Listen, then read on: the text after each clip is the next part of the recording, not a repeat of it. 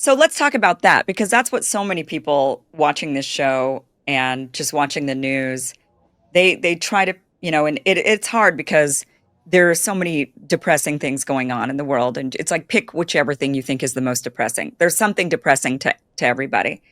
How do people shield themselves from, and I have some really close friends who have not been able to, news really affects them. Like they feel really, really, really affected and they don't want to turn away because they feel passionate. They want to do something, but they don't know what they can do. But how can but I'm asked this question all the time. How do you shield yourself from all of this negative energy yet still care? It's not like we want to turn into zombies that don't care, right? But we want to somehow care without having it totally infest us. To where we are energetically carrying the weight of the world on our shoulders while the world appears to be going to hell in a handbasket. Yeah. So, two things. The first thing they showed me is that what's the state of the world right now is the primary reason people are running back to religion. Yeah. They're looking for solace, peace of mind, hope, Yeah. in a place of wellness. So people go back to what they know, habitual. That's the first thing. News, I'm going to say an ugly word. Is that okay? Go ahead. So news to me is an acronym for never engage with shit. 90% of the news is embellished, over exaggerated, grotesquely embellished shit Yeah. to get a energetic rise, but it's never a good one. It's always a fear-based thing, and the opposite of Yes. fear is love. And so shielding yourself from it, the best way to do it is ask your soul. This is going to sound so woo-woo, but it's the truth. Ask better questions. Ask your soul to bring to you being at the right place at the right time for all of the most important information for me and the people I love in a palatable way. It's like my mama would fuss at me for not watching news. I'm looking at a picture right now. I had a dream about her last night. She said, "Don't talk shit about me, Edward." But she was a double Scorpio, and she was like, "You've got to Oh, watch the news or you'll never know what's going on in the world." And fast forward to I got back from Peru. I went to see my mom. I went to the other side of the state, and mom said, "Where are you at?" And I told her. She's like, "Oh my God, there's a tornado getting ready to hit." I said, "Yeah, I can feel it." And she's like, "Get in the house, get in the house." And then I said, "Okay, I will, and I'll call you back." And then another friend called and said, "I think there's a tornado near you." And I said, "Yeah, I see. I know it's coming." And then I hung up. Another person called. I don't watch the news, but I got 3 calls to put me in the right place at the right time. hmm. And I didn't have to watch news 24/7 to do it. Yeah. News is a programming platform. It programs you to stay right here because you can be manipulated in fear easier. And to come out of it, all you have to do is just keep saying, "I will only draw to me what I need to know in my mind and heart today and forward." And get practice not watching the news. Ask for another resource. And when I can watch the news when I do, I don't. But if I do it the way you do it. I sit up here on the 30,000-foot view. I look at this side and this side of it. And then I get centered and I'm like, is this anything I need to be proactive about right now? Yeah. Okay, it's not. I'm just going to send love to this side. I'm going to send love to this side. And I'm going to be grateful that I'm here. That changes everything. It literally changes everything. Thank you. I have some friends who get so mad at me because I can listen to a Republican and I can listen to a Democrat and a Libertarian and stay here. Mhm. And they're like, "You have a responsibility to be out, to be furious." Right. My responsibility is to stay as centered and grounded and in a state of gratitude and love that I can. And that one person can do more to change an entire little box of fear than 10 million people in fear trying to change the box. Yeah.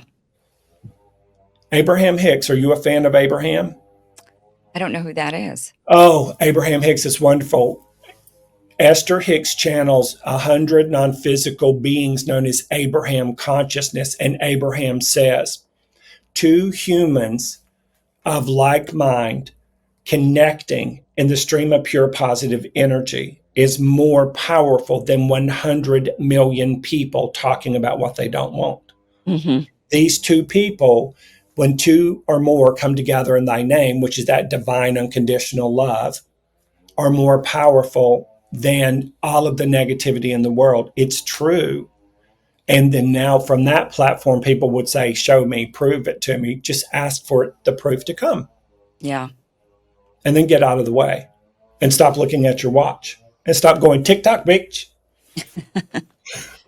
I think one thing that also helps is for me when I'm watching news and how depressing and terrible it is knowing that there is, in my soul of souls, I know that this isn't the end, that there's an afterlife or there's someplace, and we go, and that a lot of these horrible things that happen to us are lessons that we learn from. They're not, it's we learn from these lessons, and some of them obviously are worse than others and harsher, but death is not the end. And so even when I see people being killed, kids being killed, it's like death is not the end. And I take peace in that, I guess, knowing that there's something else. But I wonder, and maybe you can answer this question: are there such things as demon? Some things that happen, it's like some evil stuff is out there. I mean, some of these things that happen to some people, it's like I don't believe in the death penalty, but sometimes I sure wish I did.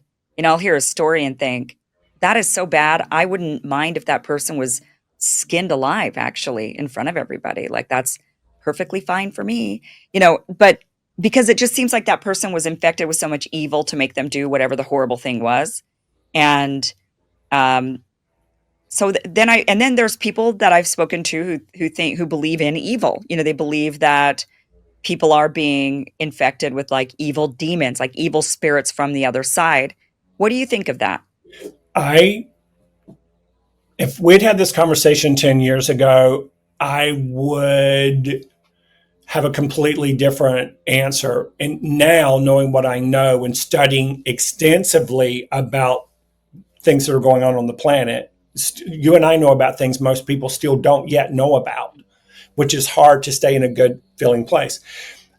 The word demon in and of itself means impure thought originally. The word sin was an archery term that means gently missed the mark or gently missed the bullseye. And then religion took it and turned it into this horrifying thing that if you sin, you're going to go to hell, and then blah, Right. blah, blah. My grandma told me, child, and I'm not going to get sidetracked. She told me in elementary school, I was in the fourth grade. I'll never forget. It was me and her in a wood stove in her house, pitch black in the springtime. She told me I had two demons on my right shoulder and one on my left shoulder. And I'm like, I'd come home from school because I couldn't breathe. I had an allergic reaction to something. Then she went to her bedroom, got Oral Roberts holy water out of her purse and came in there and did an exorcism, she says, on me to get rid of the two demons and this demon. And she said, now, if you're healed, you won't have to go to the hospital to be on the ward with the kids who also have demons in them. Okay. But if you do have to go to the hospital, you're just going to come home with more demons. So the evil is the opposite of love is fear. And then deeper into fear comes attachments, low grade frequencies, bad things, bad entities, and then pure evil. There's evil out there. There are demons out there. They are not as powerful as we've been led by religion to think they are. If you feel good for longer than 17 seconds, if you feel something evil around you, it will flee. That's the honest to goodness truth. And by the way, you're a child of God, child. Though that sounded stupid, but you know what I mean. You're a child of God. And so all you have to do is say, no, leave. They have to leave. You're psychic too. If a dead person woke you up in the middle of the night and said, you're going to have a reading with my daughter tomorrow, and I need you to tell her this, this, and this, you get to say, not tonight. You come back tomorrow when your daughter is here talking to me. And that's the same power we have with evil. Thank you. They're also just saying there's no more evil on the planet right now than there's ever been. The difference is, as we're going into the dawn of the age of Aquarius, and the feminine power and the frequency is coming into the earth plane. And we're all waking up to our crystalline DNA since 2020, and that's rising. We see evil now for the first time in 26,500 years. So it's no worse. Now we're just seeing it. And we can't not unsee it. So you get a choice. You're going to live in fear, or you can live in love, or you can go up here and live in awareness so that you can see both of it, but not be negatively affected by the bad part of it. Because we're healers by nature. We want everybody to be okay. Yeah. And if we feel vulnerable for them, and if we feel bad for them, now we're adding to their plight. But when we come from love and awareness, we're helping them find a solution that pulls them out of it. It's tricky. Yeah. Okay. Are all people psychic or intuitive? They are. Well, yes, they are. Even ones that don't really have a soul. They use their psychic abilities to manipulate. So everybody is psychic, everybody is empathic, and everybody is sensitive. And the joke is, a narcissist is a empath child that went rogue. I know some of those. Yeah. Actually, I do. Empathic and sensitive. And their modus operandi becomes F them before they F me. Yeah. Huh. Now I have gardeners outside too, turns out.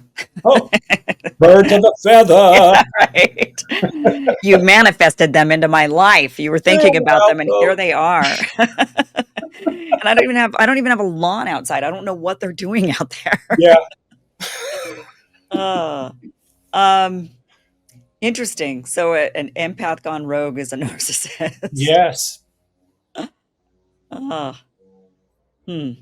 That explains so much. Thank you for watching this clip from the full Kim Iverson Show, which you can catch Monday through Friday, 2 p.m. Pacific, 5 p.m. Eastern at KimIversonShow.com. It is free for you to watch. Again, 2 p.m. Pacific, 5 p.m. Eastern, KimIversonShow.com. See you there.